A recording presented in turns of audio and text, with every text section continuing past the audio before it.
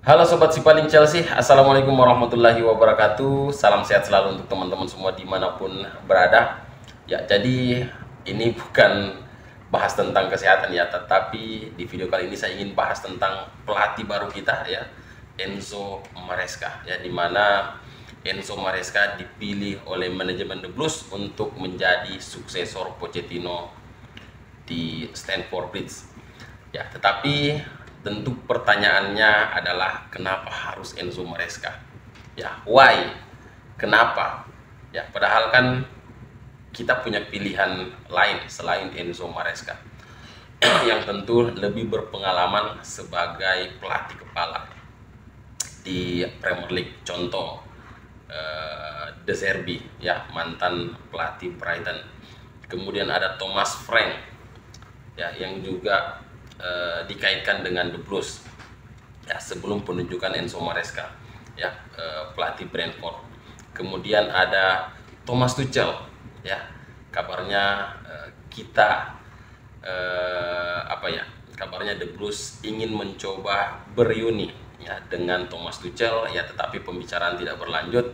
Kemudian ada pelatih Ipswich Town, Kieran McKenna ya. Jadi ada beberapa kandidat sebelum akhirnya pilihan jatuh ke Enzo Maresca ya. Manajemen The Blues Chelsea tertarik dengan proyek yang ditawarkan oleh Enzo Maresca ya. Jadi tidak mengecilkan prestasi Enzo Maresca ya, yang sukses membawa Leicester kembali ke Premier League dan sukses menjuarai Championship ya. Jadi tidak mengecilkan itu ya, karena prestasinya ya yang terbaik tentu membawa Leicester kembali ya. Baru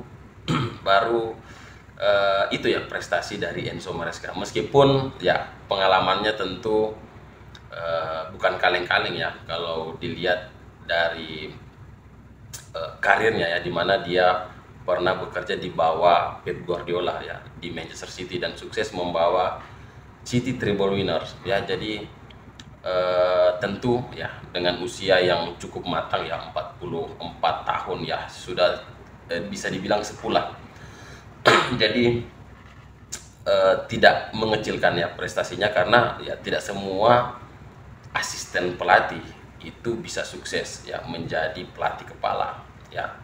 Meskipun ya banyak juga yang cukup sukses ya, contoh ya mantan pelatih kita Jose Mourinho, kemudian pelatih Arsenal saat ini Mikel Arteta itu juga berangkat dari sebagai asisten pelatih.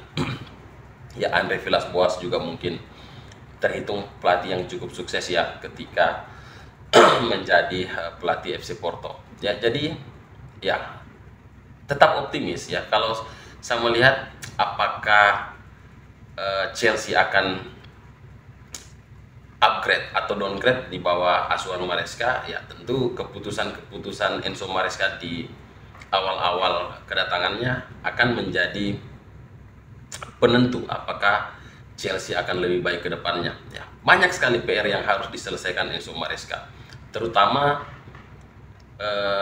overnya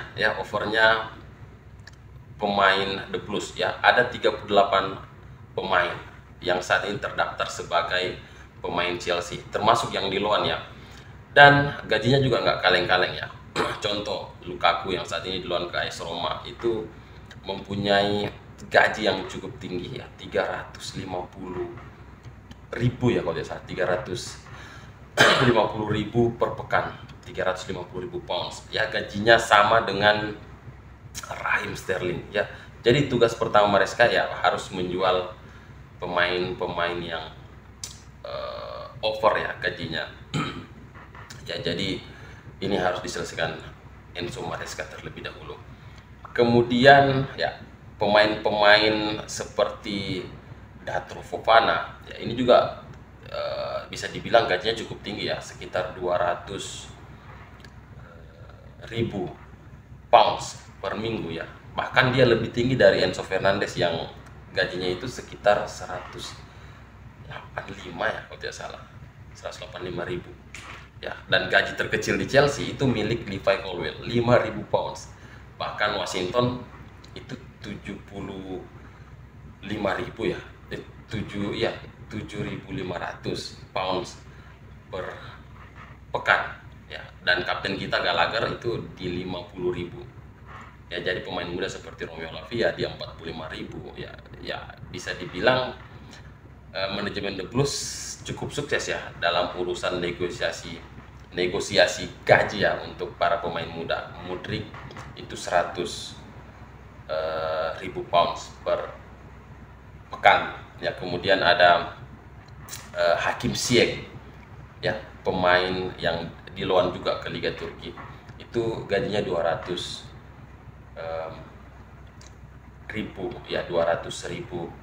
pounds per minggu. Jadi ini yang harus diselesaikan pertama-tama oleh Enzo Maresca ya, sebelum dia menyusun kembali ya tim yang akan dia bangun ya. Jadi ya saya yakin Enzo Maresca bisa ya. Dan ya kalau teman-teman tanya apakah Enzo Maresca akan membuat permainan The Blues lebih baik ya, asumsi saya Enzo Maresca bisa lebih baik dari Pochettino ya. Kalau kita melihat apa yang dihasilkan dari rapat evaluasi antara manajemen The Blues bersama Mauricio Pochettino ya, tentu kita bisa mengambil kesimpulan ya bahwa yang kita lihat selama ini bahwa Pochettino miskin taktik ya, permainannya ya masih ya sistem kuno lah menurut saya ya, dimana pemain ya seperti bermain sendiri-sendiri dan ya tidak ada pemain kreatif di Chelsea ya.